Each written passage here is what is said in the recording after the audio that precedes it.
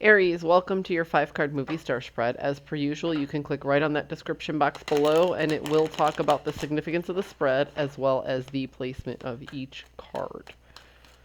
Here we go. Really, Aries? We had to start right there. All right. Disappointment, heartache, possibly communicable disease. Just saying. Oh. All right. Mind, spirit, and body are wounded. Something's very devastating. You were hurt. You were betrayed. And you're stuck in that energy for the time being. However, your antagonist here is all about resilience. Okay? So yeah, it hurts, but something in your head is saying, this shit ain't gonna keep me down. Because what I see is you taking the time to forge a new path and utilize your resources slightly different than the way you did before. But this time you're not taking the type of risks that led to this disappointment in the first place. You're not doing that this time at all. What you're going to do, because your journey card here is the Wheel of Fortune, and this isn't about luck. This is about taking action. It's about holding onto the steering wheel and steering that vessel in the direction that you want it to go. For those of you who are very familiar with the tarot, there are letters on here, okay? And depending on which way you steer the wheel, you can get 3 different words. The point I'm trying to make is that the direction that you need to go in takes action.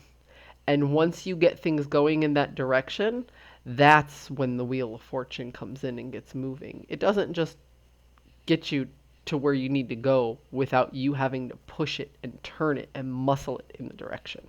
It's an action card. Do something. Because ultimately, the worst is behind you. And when we see the 10s here, it's an ending and a beginning. The 10 of Swords tells me sometimes that there's a death of an idea, a concept, something that you wanted, something that you were searching for. And it's time to put that to rest because it's just not it. But it's also a new beginning. So if this concept or this idea or this value doesn't fit anymore, sweep it off the table and steer your ship in a new direction and find that new concept, that new idea, or that new value that does work.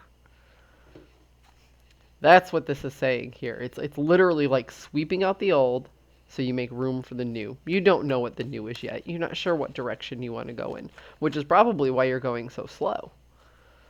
You're just kind of aiming in a direction, waiting for the right sign for you to jump on it and be like, okay, now I know what I want to do.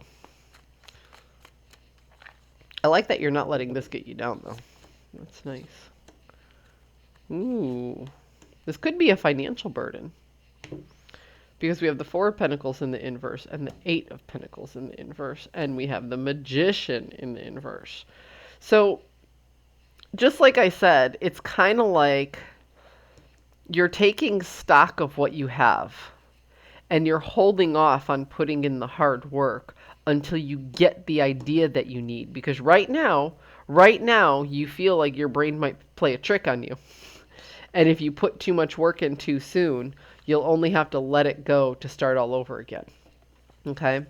So you don't want to make any sudden moves here. You don't want to take any big risks. In order to get past, in order to have the resilience to get past what you need to get past, you need a slow and steady movement until you formulate a new plan. Once you have that new plan, take charge of that steering wheel and go. You're waiting for an opportunity to present itself, Aries, and I think it's a good strategic move. I hope you found a message that serves your highest good. I'll see you next week.